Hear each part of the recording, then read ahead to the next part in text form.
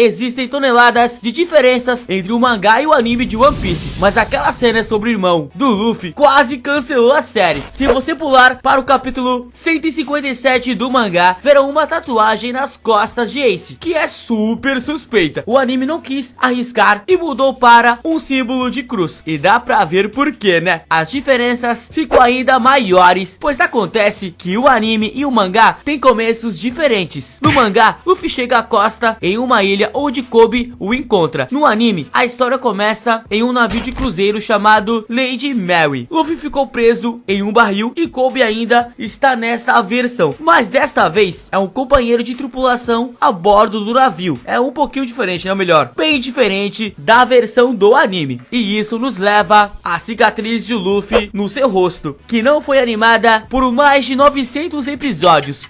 O mangá mostra Luffy cortando seu próprio rosto para provar que é forte, mas no anime quis ser mais adequado para crianças, então removeram a cena inteiramente. A única maneira de vê-la animada é se você encontrar o especial de TV de 2012 chamado Episódio de Luffy. Agora isso é uma loucura, mas não é nada comparado à mudança de One Piece vista no anime. Esse cara é Zeff, salva a vida de Sanji durante uma tempestade, mas fica com a perna presa em destroços subaquáticos. O anime implica que Zeff corta sua perna com uma âncora para evitar o afogamento, mas a verdadeira cena no mangá é muito mais horrível, pois em vez de cortar a perna, Zeff é forçado a comê-la depois de ficar preso em uma ilha por 85 dias. Que loucura, né? E essa não é a única mudança relacionada a Sanji. Pule para o capítulo 68 do mangá e você verá a criança Sanji fumando para provar que é um homem, e isso acabou sendo censurado no anime, porque a equipe de produção não queria encorajar, né, as crianças a fumar. É claro que a notória versão segura para crianças de One Piece levou as coisas ainda mais longe, censurando até mesmo os cigarros de Sanji para adultos e dando-lhe um pirulito em vez disso. As censuras da 4Kids, galera, eram muito bizarras. A próxima mudança lhe dará pesadelos. Na seção bônus do capítulo 97, o criador de One Piece, o Oda, pegou o chapéu de palha de Luffy e o desenhou como uma pessoa. Eu meio que gostaria que ele não tivesse feito isso, porque aquela coisa é assustadora. Tem uma cicatriz feita que representa o dano que o Bug causou no chapéu. Que loucura, gente. Agora, às vezes, as mudanças no anime podem ser realmente incríveis. O melhor exemplo disso é o capítulo de One Piece que foi salvo de ser excluído. Veja, quando o Oda estava criando o mangá, ele escreveu toda a história do Sabo, mas nunca adicionou ao mangá, porque tinha um prazo muito apertado. Essa história de fundo teria sido perdida para sempre se ele não tivesse dado para a equipe do anime, que acabou incluindo na 14ª temporada. Ainda bem. Agora temos que falar sobre a época em que o mangá e o anime de One Piece cometeram o mesmo erro. Veja, quando o mangá publicou o capítulo 393, a capa acidentalmente mostrava Crocodile com duas mãos,